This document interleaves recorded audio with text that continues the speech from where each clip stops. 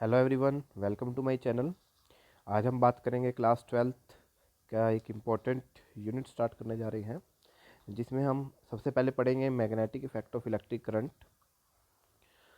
हम सबसे पहले पढ़ेंगे कि क्या मैग्नेटिक इफेक्ट है, करंट से कैसा ही मैग्नेटिक इफेक्ट है। चलिए देखते हैं हम।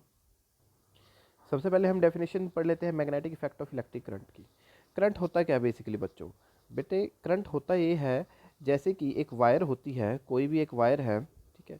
इस वायर के अंदर जब नंबर ऑफ इलेक्ट्रॉन फ्लो करने लग जाते हैं किसी डायरेक्शन में, तो उसे हम इलेक्ट्रिक करंट बोलते हैं।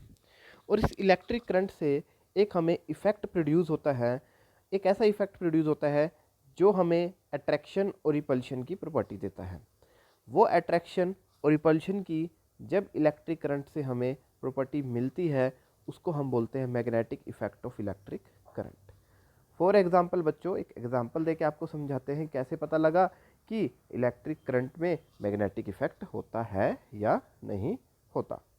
चलिए एक एग्जांपल लेते हैं, जो कि हम करेंगे ओस्टेड एक्सपेरिमेंट के थ्रू।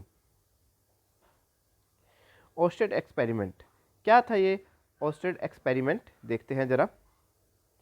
इन्होंने बताया कि जब भी कोई करंट फ्लो करता है किसी वायर में, एक यहाँ पर एग्जांपल दिया हुआ है आपकी स्क्रीन पे। इस स्क्रीन पे आप क्या देख रहे हो कि करंट, ये की है आपकी बच्चों। अब यहाँ से करंट फ्लो होना स्टार्ट हुआ। जब करंट फ्लो होना स्टार्ट हुआ किसी वायर में, तब यहाँ पर हमने इस वायर के पास एक छोटी सी कंपस रख दी। आपने देखी होगी कंपस, नॉर्थ पोल और साउथ पोल, ठीक है बच्चों। ये रेड वाला पोर्शन नॉर्थ पोल है और ब्लैक वाला पोर्शन क्या है? साउथ पोल है। तो इन्होंने बिल्कुल इसकी सीधी डायरेक्शन में, जिस डायरेक्शन में मेरी वायर मैंने यहाँ पर स्टैंड की है, उसी डायरेक्शन में मैंने निडल को रख दिया। रखने के बाद मैं इस एक्सपेरिमेंट में क्या देखता हूँ, जब मैं करंट फ्लो करता हूँ अपने इस वायर में, तो हल्की सी नीडल डिफ्लेक्ट होती नज़र आई है मेरे को। कैसे होएगी डिफ्लेक्ट? चलिए आगे देखते हैं। जो नीडल है उसने अपनी पोजीशन को चेंज कर लिया है। हमने क्या देखा कि जो मेरी ये नीडल है, ये डिफ्लेक्ट होके अपनी पोजीशन चेंज कर रही है। तब हमको यहाँ से पता लगा कि एक जो इलेक्ट्रिक करंट है वो एक मैग्नेटिक इफेक्ट को शो करता है। ठीक है बच्चों। चलिए उसके बाद भी हम कुछ रूल को पढ़ते हैं मैग्नेटिक फील्ड की। मैग्नेटिक फील्ड या मैग्नेटिक इफेक्ट क्या है बच्चों? अब कई बच्चों को यहाँ पर पता नहीं होगा कि मैग्नेटिक फील्ड क्या है। मैग्नेटिक फील्ड क्या है बच्चे? जो मैग्नेटिक इफेक्ट से एक एरिया होता है जहाँ पर हमें एक अट्रैक्शन और रिपल्शन की प्रॉपर्टी मिलती है, उस एरिया को हम मैग्नेटिक फील्ड बोल देते हैं। ठीक है बच्चों। अब हम जानेंगे रूल, एम्पियर स्विमिंग रूल। बहुत ही अच्छा रूल है बच्चों। एक इमेजिन करो कि एक आदमी स्विम कर रहा है direction of current from south to north, facing a magnetic needle kept under him such that current enter his feet, then the north pole of needle will deflected toward the left hand toward the west। मतलब क्या बच्चों? यहाँ पर देखो, एक आदमी suppose करो swimming कर रहा है। जब वो स्विमिंग करेगा तब आप क्या देखोगे? देखो, ये आप वायर हमने एक सपोज कर ली, हमने यहाँ पर एक वायर कर ली। जो इस मैन का फेस है वो फेस नॉर्थ साउथ है, और जो मेरे यहाँ पर पैर है वो क्या है? साउथ की तरफ है। जब वो स्विमिंग करेगा तो ये निडल हल्की हल्की डिफ्लेक्ट होगी नॉर्थ से वेस्ट, वेस्ट से साउथ की तरफ। ठीक है। तो उन्होंने मेन बेसिकली कॉन्सेप्ट यही समझाना था कि जो मैग्नेटिक इफेक्ट होता है वो शो करता है एक डायरेक्शन को और एक मैग्नेटिक इफेक्ट को। चलिए अब हम पढ़ते हैं नेक्स्ट टॉपिक, जिसका नाम है राइट हैंड थंब रूल। बहुत इजी है बच्चों। राइट हैंड थंब रूल क्या है? जैसे कि आप स्क्रीन में पिक्चर पे देख रहे हो, एक यहाँ पर थंब शो हो रहा है। जो थंब है बच्चों, वो करंट की डायरेक्शन को क्या करता है? डिनोट करता है। बाकी जो आपको ये 4 फिंगर नज़र आ रही हैं, ये 4 फिंगर हमारी मैग्नेटिक फील्ड को शो करती हैं। तो यहाँ से आपको पता लग गया कि राइट हैंड थंब रूल क्या है। इसके बाद हमारा इम्पोर्टेंट टॉपिक, जिसका नाम है बायोट सैवरेट लॉ। चलिए अब हम पढ़ते हैं बायोट सैवरेट लॉ के बारे में कि ये बायोट सैवरेट लॉ है क्या। बायोट सैवरेट लॉ जी ने क्या बताया? The strength of magnetic field देखिए यहाँ पर एक उन्होंने, ये देखिए आप स्क्रीन पे देख रहे होंगे, डॉट और ये क्रॉस, क्रॉस लिया जाता है बच्चों इनवर्ड मैग्नेटिक फील्ड के लिए और डॉट लिया जाता है आउटवर्ड मैग्नेटिक फील्ड के लिए। एक ये वायर है जिसकी लेंथ एल है टोटल, ठीक है, मान लेता हूँ मैं, और इस लेंथ एल में हमको जो आपको ये सर्कुलर लूप सा दिखाई दे रहा है वायर का, इसकी लेंथ टोटल एल होगी।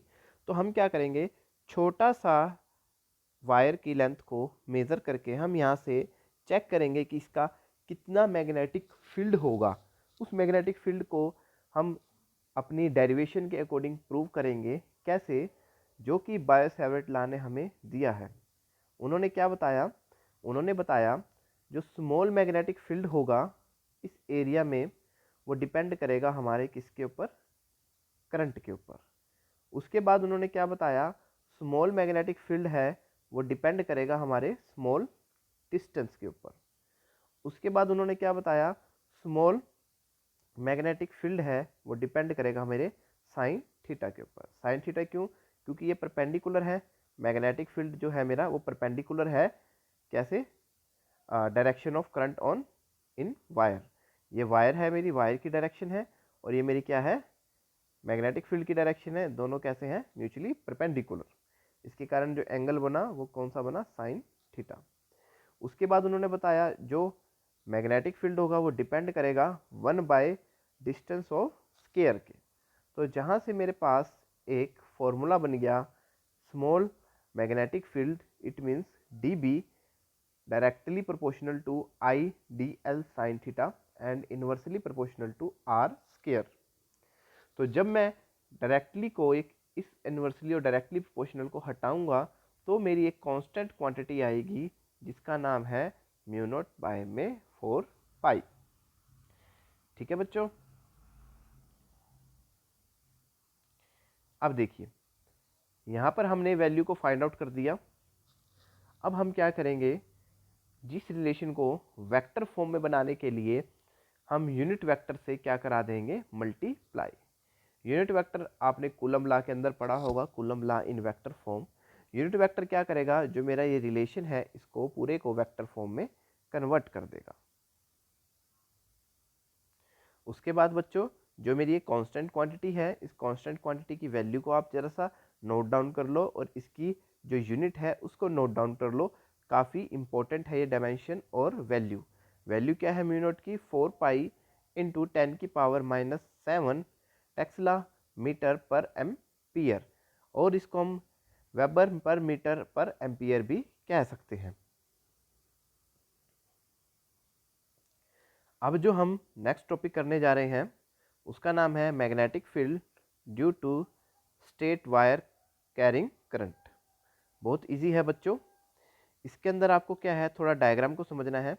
अब जो है मेरे पास वायर बिल्कुल स्ट्रेट है, स्ट्रेट होने के कारण एक पॉइंट मैंने P ले लिया। इस पॉइंट पर हम चेक करेंगे कि क्या मैग्नेटिक फील्ड का इफेक्ट होगा। ठीक है, अगेन मैं एक स्मॉल डिस्टेंस ले लेता हूँ, स्मॉल डिस्प्लेसमेंट डी एल ले लेता हूँ। ये मेरी पूरी वायर की जो लेंथ है वो एल है। ठीक है, और एक मैं यहाँ पर परपेंडिकुलर ड्रॉ कर लेता हूँ इस पॉइंट P पे, और एंगल को हम देख लेते हैं थोड़ा। एंगल क्या है, आप इधर से देख रहे हो, ये हमने φ1 ले लिया एंगल, और दूसरा मैंने एंगल क्या ले लिया? φ2, और इन दोनों के बीच का जो एंगल होगा वो क्या होगा बच्चों? φ। अब हम लगा देंगे यहाँ पर बायो-सैवर्ट लॉ, जो कि हमने अभी इक्वेशन निकाली है बच्चों। उसके बाद हम निकालेंगे साइन थीटा। साइन थीटा हमने क्यों निकाला? क्योंकि यहाँ पर जो बच्चे आप देख रहे हो अपनी स्क्रीन पर, जो वैल्यू है हमारी वो चेंज हो चुकी है। वहाँ पर हमारा एक वायर थी वो थोड़ी सर्कुलर में थी, और यहाँ पर क्या है? स्ट्रेट में है। यहाँ पर जो हमने साइन थीटा निकाला वो क्या होगा? साइन थीटा कोई बता सकता है मुझको? साइन थीटा क्या होता है?